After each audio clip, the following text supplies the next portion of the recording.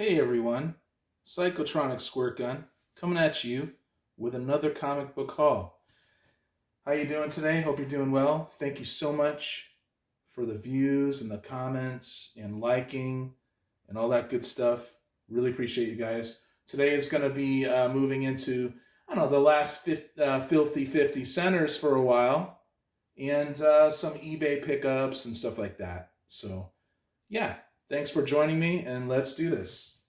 Okay, so first up we got, so it's number 2, ESPers. I love stuff, anything with psychic stuff in it. That's what, you could see. I love X-Men. A lot of psychic stuff happened there, and, the frontiers of the mind and all that. And this is by Eclipse. Eclipse is known for Miracle Man, I guess, back in the day. But yeah, this is 1986, so let's do this. Number 4. Pretty cool. And number 5. I think it only went up to 6 issues or something like that. Okay, we're moving on here to 1983. The great Mike Grell, right? Everyone loves Mike Grell. He did Warlord, right? He also started John Sable. And that's the origin story, number 3, by First Comics. And so I'll be looking for these early John Sables for the Mike Grell work, right? I'll also be looking for Warlock.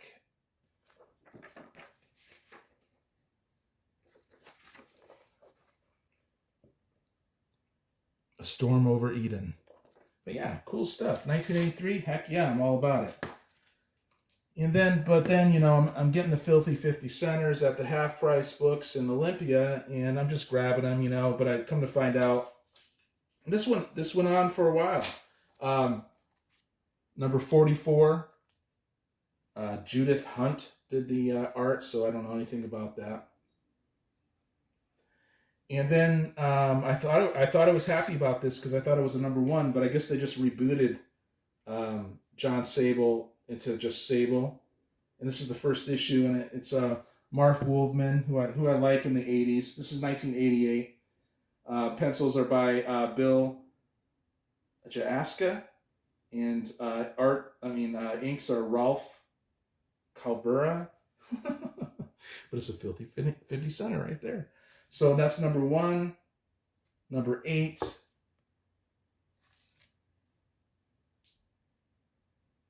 Number 20. And I'm not sure, how good these are going to be because I flipped through it and the art was just okay. 22. And the artist kept changing, but I guess there is some hype about Sable in the underground. 24. And that's it for Sable. So now this is 1993, which is X Mutants, number 7. And that's Malibu. I'm not going to go for Malibu too much, but that's an early 90s one, and the art inside was okay. Omega Elite, 1989. Jim Starlin cover. The inside's okay, but it's Black Horn Publishing for 50 cents. It's pretty thick, writer's Greg Swan. The art is okay by David Emmerman. But it's a thicker book, I'll check it out. See that? Now we got a Drew Hayes. But in 1996, this is volume 2 of Poison Elves. I remember Poison Elves from when I was a kid, but this is much later. I didn't know that. But I guess he kept doing it.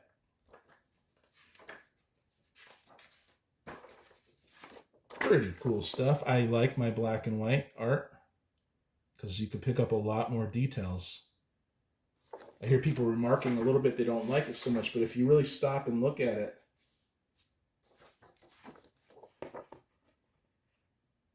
it's actually cool. It's actually really cool. So I'll be collecting Drew Hayes on the cheap.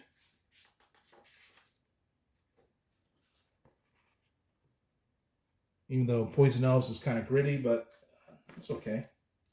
It's 1996, though. I gotta look out for. I really don't. Here's a 1985 Press Button number 6. It's okay, but you know what? When I think I opened it, you know, it's this kind of artwork, and it's okay. I like it. I might check it out. You know, it's by Eclipse Comics, which is cool. But what I really liked was this Mistralis. And she just slayed some cybernetic, like, lizard thing. It's subtle. I'm wondering if I should just take this out and put it on the wall. No. But it's cool. It's called the Laser Eraser, right? I like it. I like that for 50 cents. That in of itself is pretty cool. So it's pretty amazing what you can get nowadays. 1985.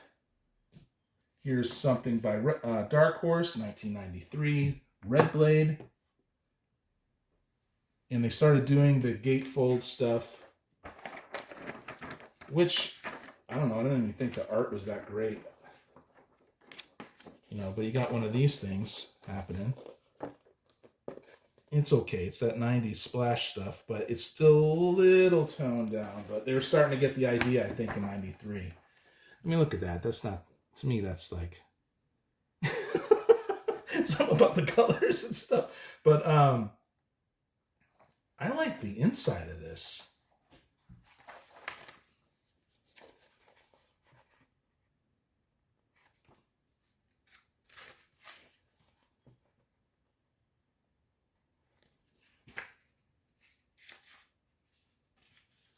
I do like this, like psychedelic evil stuff. For 50 cents. This is one of 3. Here we go. There's a good.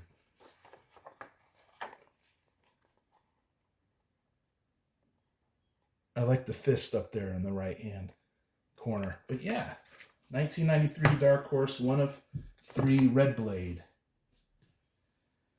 Pretty dang cool. So that's it for the Filthy 50 Centers for a while, I believe, unless I get a wild hair. And we'll move on to some eBay. I got these for $2.50 each. Yep. Peter Parker, 62. Unfortunately, a lot of these already have. And I don't know, man. I think sometimes my brain, I just get things when I shouldn't. Yeah, but I ended up upgrading the condition from very good to very fine. But I also like giving things away to my YouTube friends. Maybe I should do the eBay thing. So 63. This is all Bill Mantlo run, which I was working on, but I have probably all of these. 71. This was when I was a kid. I already got this, but I'll give it away to someone. I loved this story. This is a true Spidey story. Like the impact. Freaking open it. Just the impact that he had. Okay, the art's good and all that, right? But as he was taking down criminals, you'd have these little panels of the lives that he was saving inadvertently by getting rid of illegal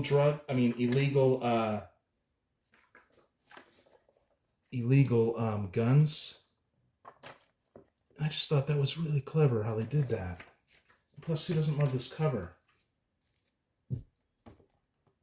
So when I was a kid, I was really impressed by that. With this gun.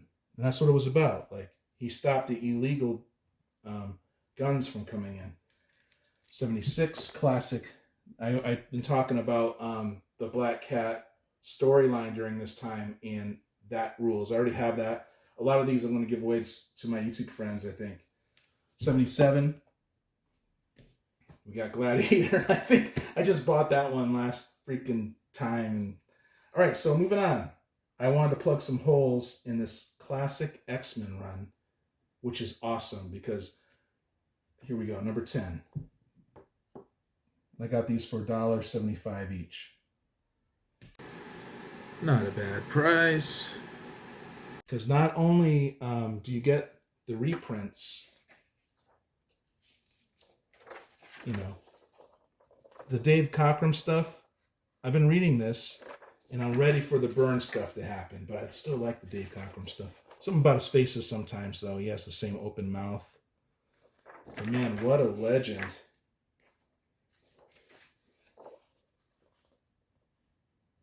And this reprints 102. You know, I like doing that. I still do that. I had one on this too. But yeah, 102. In reality, X-Men 102. In reality, that's classic X-Men number 10. Classic X-Men number 11. See? 103. Classic X-Men 15. But it has both, it has 2 issues in there of the classic John Byrne stuff. Look at that. There's no backup story. There's only 2. There's only 2 classic X-Men. So sometimes they didn't do the backup stories, but they would fill in the story sometimes with extra pages in the 80s, and it would totally flesh out the story even better. Because I love how the 80s is portrayed. I mean, the execution of the writing style. So yeah, that's classic X-Men 15, which in reality is 107 and 108. Pretty dang cool. Here's classic X-Men 21, 114. 115. So it's John Byrne artwork in 2 and 1. That's why they charged more back then. And this one's 25. And this has a great Ann Nocenti and John Bolin Wolverine backup story in it. So these are actually like better than the originals, you guys. Ann Nocenti is known for her Daredevil run, and it's really good. But these classic X-Men have more than just the original stuff, so these are so worth just grabbing. Until once people figure out, oh my god, these are better than the originals, they're gonna disappear, I believe. 119, even though they are mass produced in the reprints, so they're technically not the first appearances of blah blah blah. The stories are awesome, and not only are there backup stories, like I said, there's within the story itself has pages of new material that kind of flesh out the story. Okay, classic X-Men 30. It's actually 124. Pretty cool Wolverine. And having the robot Hulk in his claws there. That's pretty awesome. Classic X-Men 36, which is 130, which has more to do, I think, with Dazzler. I don't know why they put the Dark Phoenix saga in there. Probably it has information in there that leads to that story. Anyway, so classic X-Men 45. And that's it, you guys. Hope you liked the video. If you liked it, please click that like and go in the description and check out other channels that are similar to mine, but better. Also, I have links in there where you can get a hold of me if you want to trade or just shoot the breeze or whatever, right? And or check out my other videos too, because they're all similar. Anyway, thanks for joining me. You guys rock. Thanks for the comments. I appreciate the people I'm getting to know. Later.